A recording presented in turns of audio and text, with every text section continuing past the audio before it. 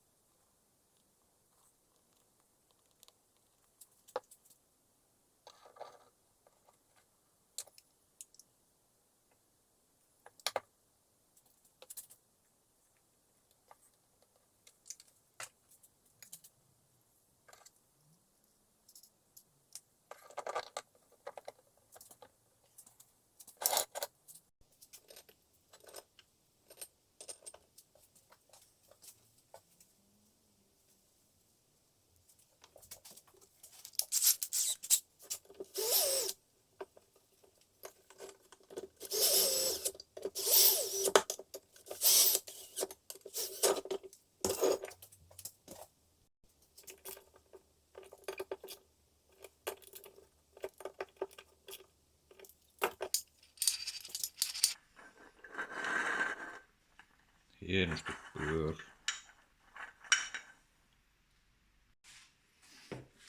Sitten mä myös uusia käytin nämä vanhat Stefaat. Täältä toisesta oli mennyt tämä sisällä oleva jousi ruustunut poikki, niin mä otin sen jousen jostain vanhasta toisesta Stefasta. Ei tarvinnut ostaa näitäkään uusia. Laitetaan sinne rasvaa, niin vähän paremmin jaksaa toimia siellä.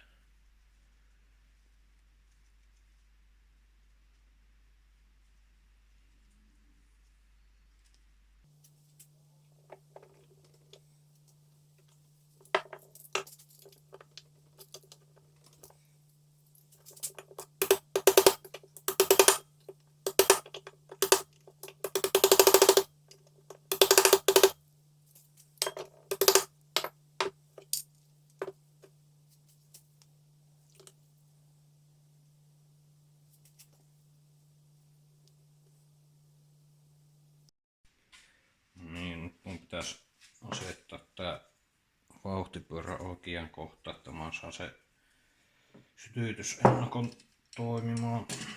Eli pitäisi asettaa tää vauhtipyörä sille, että se nämä magneetit antaa tuohon tähän puolelle,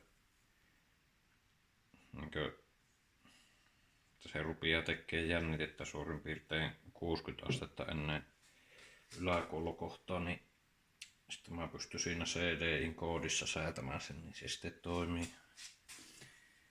Eli se pitää olla suunnilleen 60.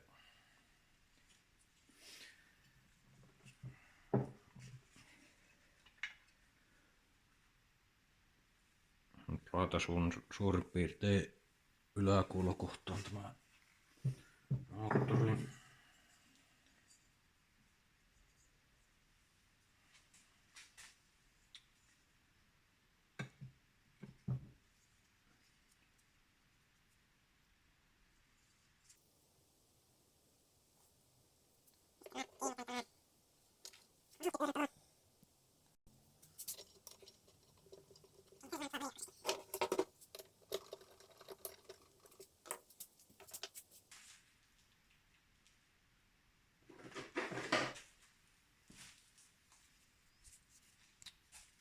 Sitten mä merkkaan tähän vauhtipyörään suunnilleen, että missä kohti se yläkullokohta on suhteessa tuohon käämiin, tuohon rautakohtaan tai tuohon nurkkaan. Tuossa.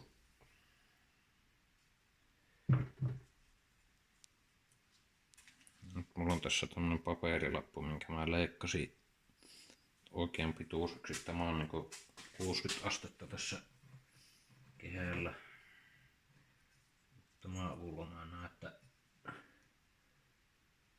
tätä pitää pyörittää taaksepäin, että tuo kampiakseli liikkuu sen 60 astetta.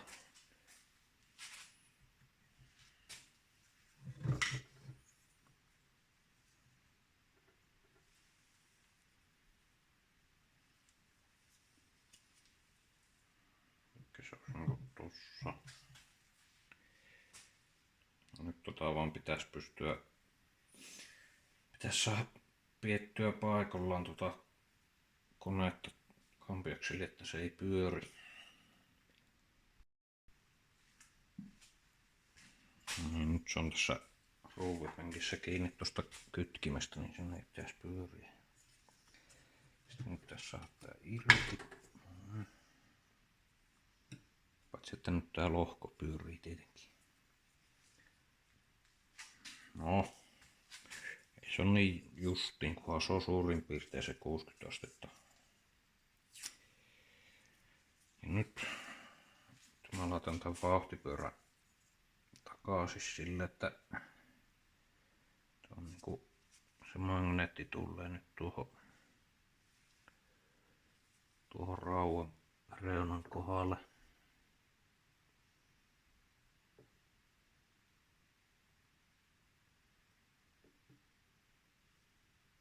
Laitetaan varmuuden vuoksi vähän ekstraa.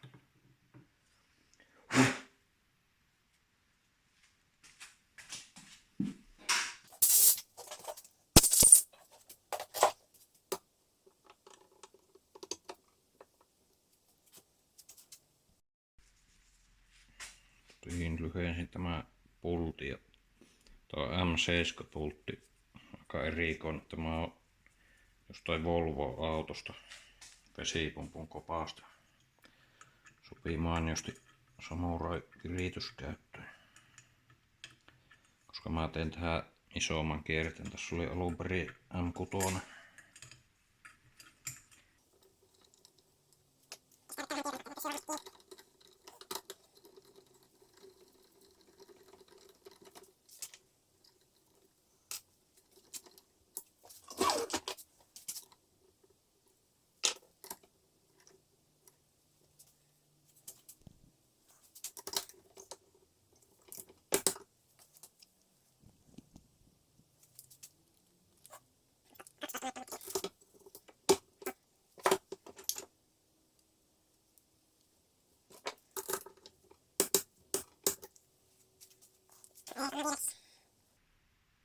On 14 newtonia.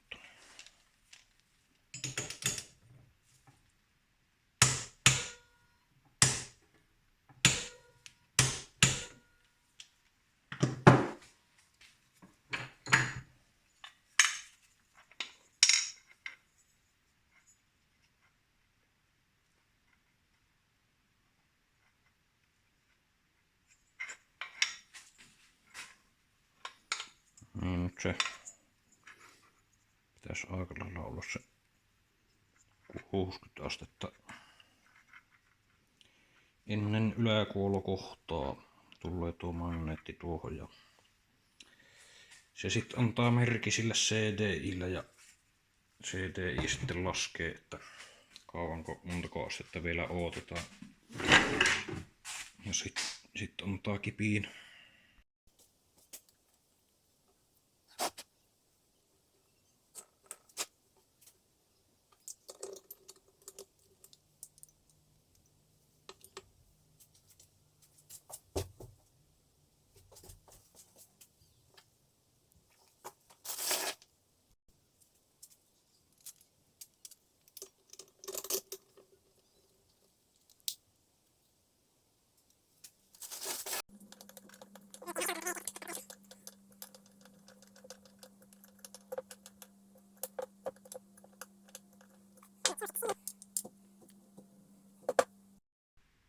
Niin, nyt mulla on tää moottori kasattu ja kiinnitetty runkoon. Ja sitten mä tein kiinnikkeet tuolle sytytyspuolelle ja CDI laittoi väliaikaisesti tuohon. Tuo kotelo on näköjään liian iso, sitä ei oikein saa tonne mitenkään järkevästi, niin pitää vielä tehdä pienempi kotelo, kun tuosta pystyy tekemään vielä paljon pienemmänkin.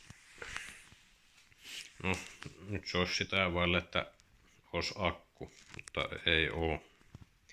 Tuossa on tuo Kilera-akku, mutta siinä ei oo virtaa ja sitten tämmöisellä paskalla laturilla ei näytä tekevän mitään.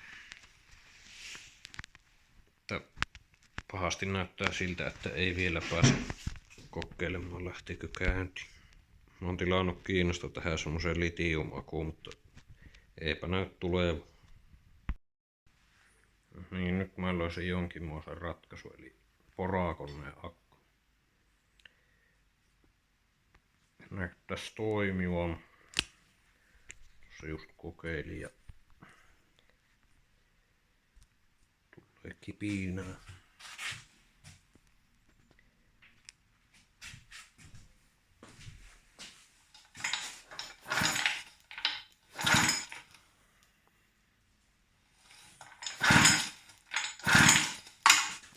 En tiedä näkyykö se sinne kameraan, mutta sillä tulee nyt kipinää.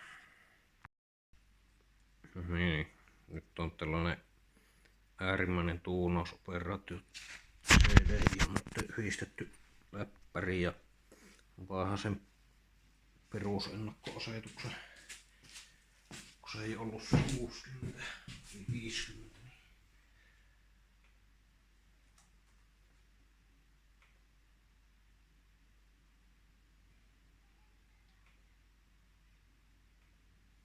Itsinään ei toimi.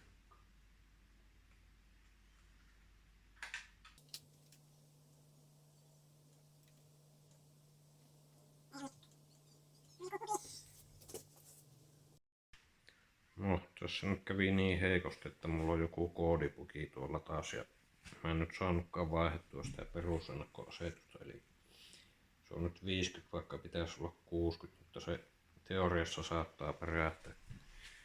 Se vaan varmaan antaa 10 astetta liian aikaisin kipinä, mutta katsotaan mitä se sanoo.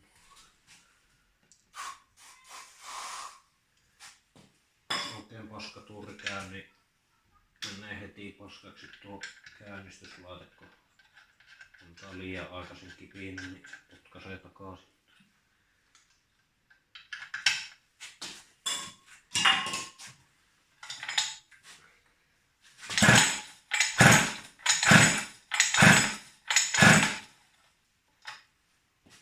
Upsis, ei ollut edes tuo, ei ollut virrat päällä. No niin.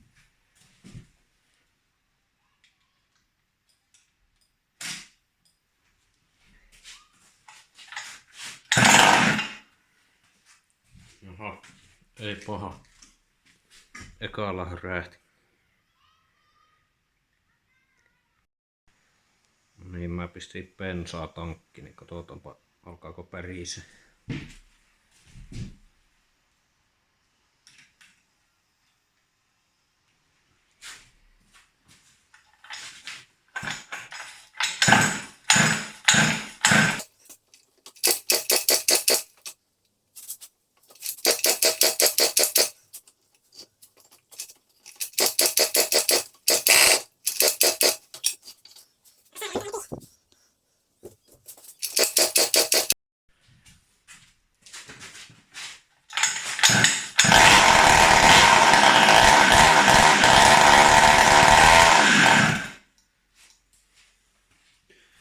Ei saatana. Sehän pärisee. Tuluppa meinaa pyöriä irti.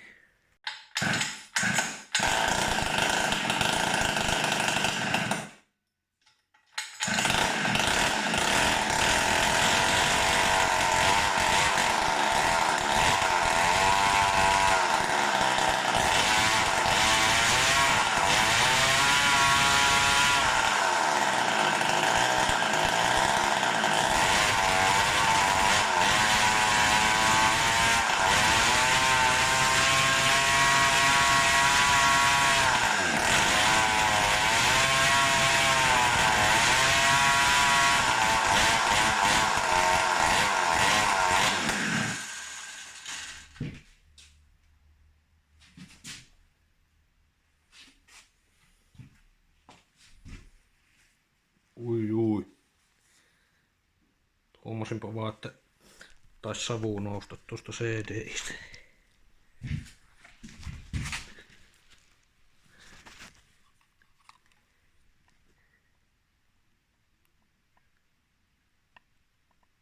Pikkusen näyttää. Joo, se savu. Syttyy kohta palaamaan.